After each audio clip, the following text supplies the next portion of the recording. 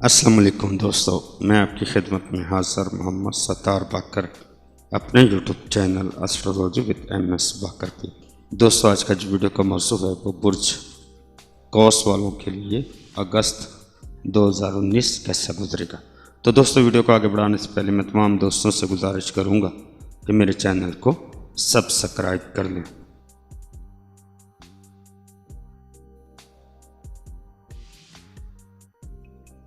یکم تا 8 اگست سیر و تفریح اور موج مستی کے حوالے سے اخراجات میں اضافہ ہوگا۔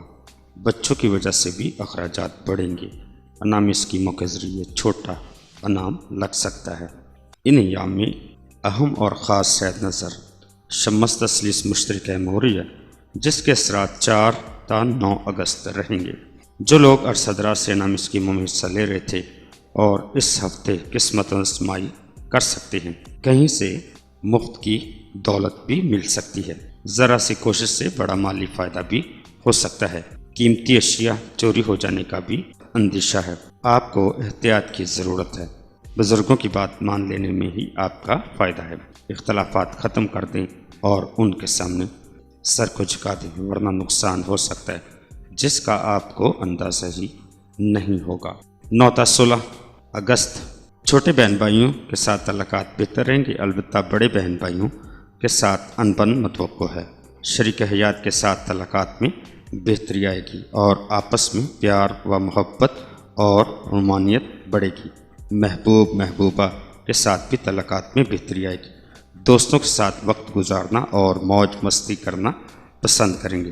تعلیم کے میدان میں بہتر کارکردگی دکھائیں گے۔ تعلیم کے سلسلے میں بیرون ملک جانا چاہتے ہیں تو آسانیاں پیدا ہوں گی۔ بیرون ملک مقیم رشتہ داروں کے ذریعے بھی فائدہ ملنے کی توقع ہے۔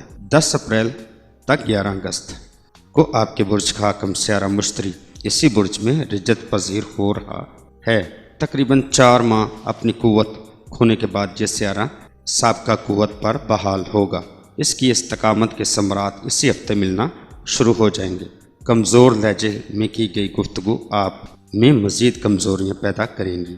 اپنے اندر خود اعتمادی پیدا کریں، ورنہ بعد میں پچھتاوے کے علاوہ کچھ ہاتھ میں نہ آئے گا۔ ذہنی اور جسمانی صحت بہتر رہے گی۔ 17 تا 25 اگست بیرون ملک مقیم رشتہ داروں کے ذریعے بھی فائدہ ملنے کی توقع ہے۔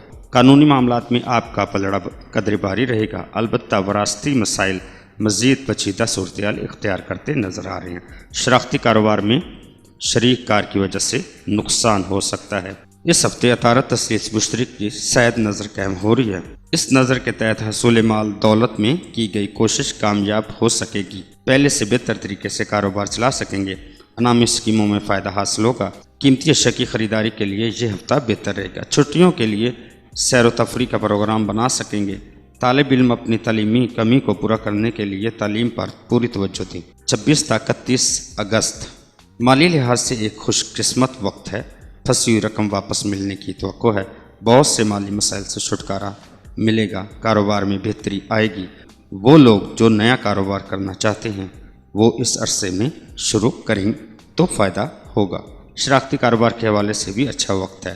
انعامی اسکیموں کے ذریعے بھی فائدہ ہوگا، البتہ نوکری پیشہ افراد کو چند ایک پریشانیوں کا سامنا ہوگا۔ نیز اپنے ساتھ کام کرنے والوں سے ہوشیار رہیں اور اپنے راز ان کو نہ بتائیں، ورنہ آپ کی ٹانگیں کھینچنے کی کوشش کریں گے۔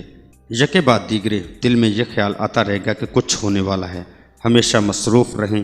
اکیلے رہنے میں آپ کا ہی نقصان ہے۔ تنہائی سے نکلیں اور دوستوں میں وقت گزاریں۔ پست حوصلوں سے جینا مشکلات پیدا کر سکتا ہے، اس پر دھیان نہ دیں، لیکن اس وقت احتیاط کرنا چاہیے۔ ذہنی اور جسمانی صحت بہتر رہے گی۔ آپ اپنی منزل کی طرف کامیابی سے بڑھ رہے ہیں، لیکن سستی کو نزدیک نہ آنے دیں۔